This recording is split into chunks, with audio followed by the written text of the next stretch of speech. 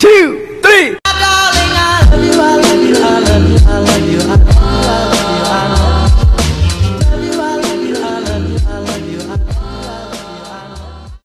What's up, ka-kitchen? Kumusta kayong lahat dyan? Welcome back to Andrew's Kitchen. Matagal-tagal tayong di nagkita, ka-kitchen. Kaya ngayong araw na ito, susulit natin ang ating hindi pagkikita. Isang masarap na recipe ang ating lulutuin ngayong araw na ito. Kakaibang kalderetang kambing ni Andrew's Kitchen. Ka-kitchen, meron tayo ditong hita ng kambing. Ito, yung leg ng kambing. Ipinachop na natin to ng maliliit lang na ganyan para madaling maluto, madaling malambot. I-adobo natin to. Meron naman tayo dito mga pangpalasa. Kakaibang pampalasa to. Imamarilit na natin to, ka-kitchen. Etong paprika, ka-kitchen, 2 teaspoon. Etong paprika to laging ginagamit ng mga Persian.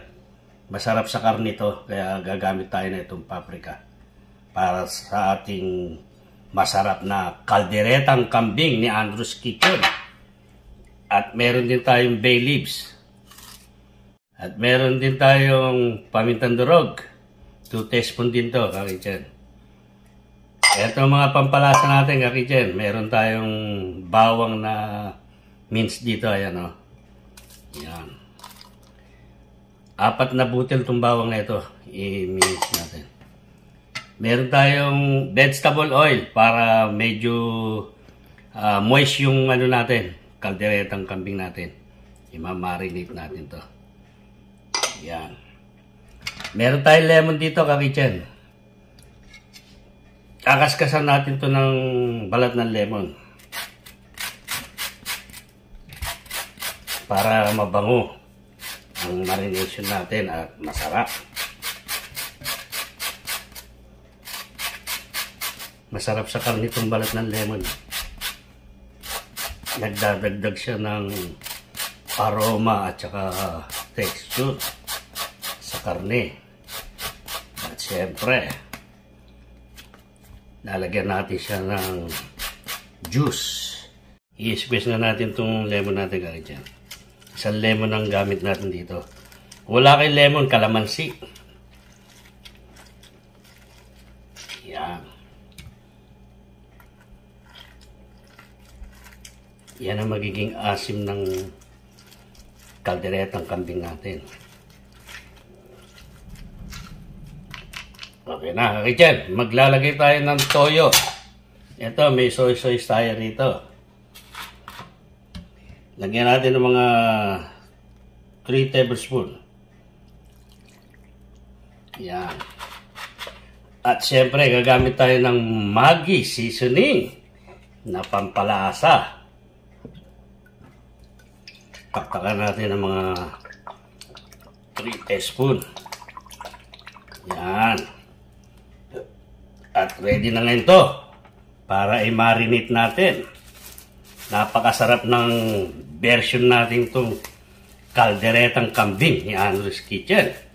New version ni Andrew's Kitchen sa kalderetang kambing. Ayan o, ka-kitchen o. Look at that. Paano hindi sasarap to, ka-kitchen? Kompleto itong mga nilagay natin pampalasa. At bago natin siya igisa mamaya, kailangan ibabad muna natin to ng mga kalahating oras para tumalab sa karne natin yung mga nilagay natin pampalasa, ka-kitchen. Okay, ka-kitchen. Pagtapos natin to i-marinate, i-rest natin to ng kalahating oras. At ipiprepare natin yung mga gulay na ito, ka-kitchen. Ka-kitchen, meron tayong mga gulay dito na kakailanganin natin sa kalderetang kambing ni Andrew's Kitchen. Meron tayong carrots, patatas, sibuyas, bawang, bell pepper na green at saka red. Yan ang ating mga kakailanganin sa ating masarap na new version kalderetang kambing ni Andrew's Kitchen. Ka-kitchen, eto na yung potato natin. Ilalagay natin to sa pan. Yan. At eto naman yung bell pepper natin red. at green. Carrots. Yan. Meron tayong, ito yung rosemary natin, kakityan. Ibubudbud natin dyan yan. Yan. At itong salt.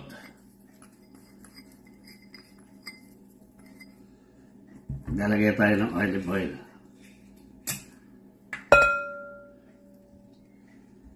Yan. Mamarinate na natin itong ganyan, kakityan. At i-bake natin ito. Ngayon, kakityan, kung wala kayong oven, pwede nyo na rin i-fry ito sa kawali. Painit lang kayo ng mantika. At i-fry nyo. Itong rosemary na nilagay natin, magbibigay ng aroma at saka lasa. Kakityan, iro-roast na natin yung pasahog natin, mga vegetable. Ayan. Halo-halo na sila dyan. Iro-roast na natin sila. At nag-preheat tayo ng 375. 30 minutes natin i-bake yan. Yan na. Habang binibake natin yan, magigisa na tayo sa ating masarap na kalderetang kambing ni Andrew's Kitchen. Kakitchen, may nilagay na tayong mantika rito. Nagpainit tayo. At maglalagay tayo ng butter. Pampasarap to sa kaldereta natin. Lalagay tayo ng 2 tablespoons.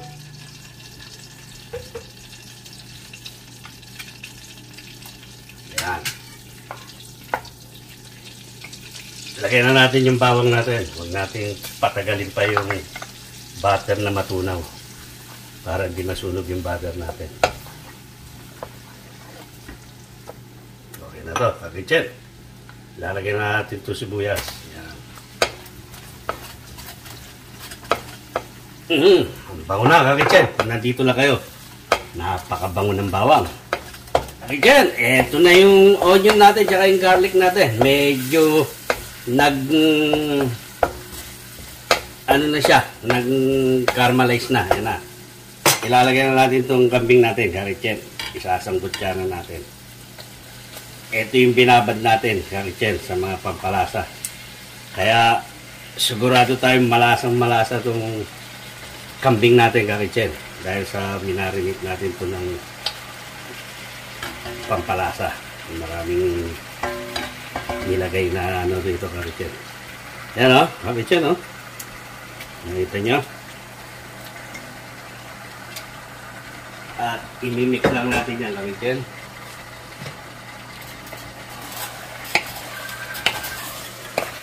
Kakitchen, pagtapos natin ito isang kutsa, ayan o. Pag-jujusin muna natin ito, pakakatasin natin siya. Tatakpan muna natin ito, kakitchen. At saka natin siya lalagyan ng kaunting tubig lang, kakitchen. I-adobo natin siya ng tuyo. Takpan muna natin, kakitchen. Kakitchen, check natin yung kalderetang kambing natin na sinangkot siya natin. Ito na siya, nag-juice na siya, kakitchen. Imimix lang natin ito, kakitchen.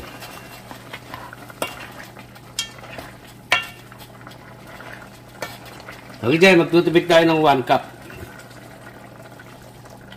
Para palambutin na natin itong kambing natin. Yan.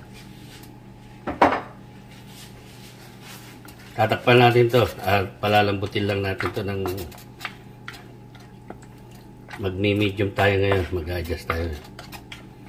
Pakuluin lang muna natin.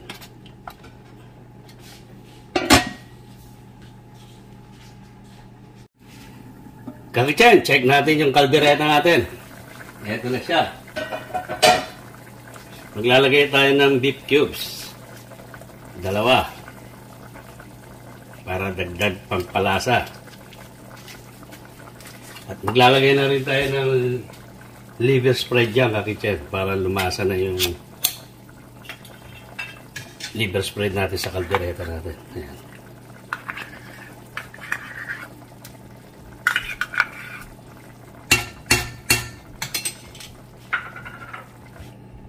Ito yung tomato paste natin, kakitchen. Maglalagay tayo ng 1 tablespoon. Ayan. Maglalagay din tayo ng tomato sauce.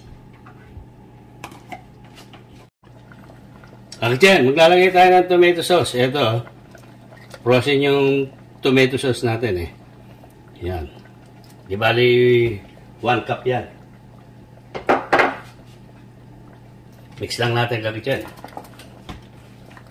Lalagay tayo ng 1 tablespoon ng sugar, kakitchen, para papalis lang ng asim ng mga nilagay natin lemon, tomato sauce.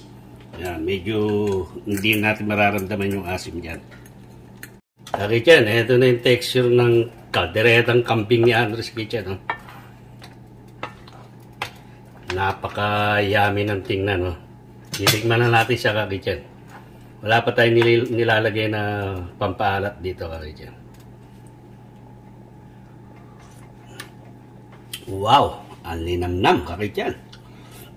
Kumakagat-kagat yung mga minarinate natin pampalasa. Napakasarap nito. Ang sarap. Perfect! Maglalagay tayo ng konting salt.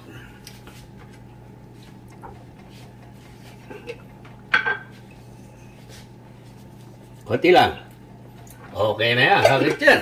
Kakitchen, eto na yung niroast natin na gulay natin. Yung mga patatas, carrots, bell pepper. Kukunin na natin to. Ang ganda, kakitchen, no? Ang sarap tingnan, no? Look at that. Yummy. Ise-separate lang natin to, kakitchen. Ngayon na. Okay na to. Lalagay na natin yung green peas natin.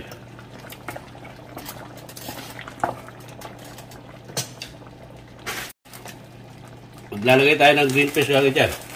Nasa inyo kung gano'ng karaming green peas ang ilagay nyo. Maglalagay tayo ng peanut butter. Ayan na. Ito yung peanut butter natin lagi dyan. Lalagay tayo ng mga 1 tablespoon lang.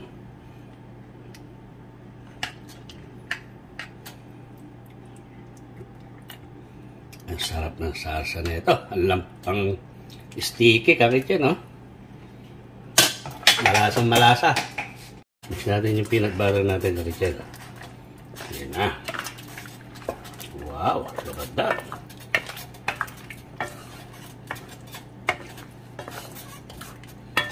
At ilalagay natin yung roast natin na mga iniroast natin. Ito, kakitchen. Ayan na, kakitchen. Look at that! Napakasarap na itong niroast nating mga gulay. Ihalo natin ganyan. Andyan na yung mga rosemary natin na minix sa mga gulay natin, kakitchen. Ayan. Pakukuluan lang natin yan at magpi-plating na tayo, kakitchen. Para sa masarap nating recipe ngayong araw na ito. New version! Kalderetang kambing ni Andres Kitchen. Eden cheese ang ating gamit ngayon, kakitchen. Yan, ha. Hindi masarap ang kaldereta pagka walang cheese. Yan. Damihan natin. I-plating na tayo, kakitchen.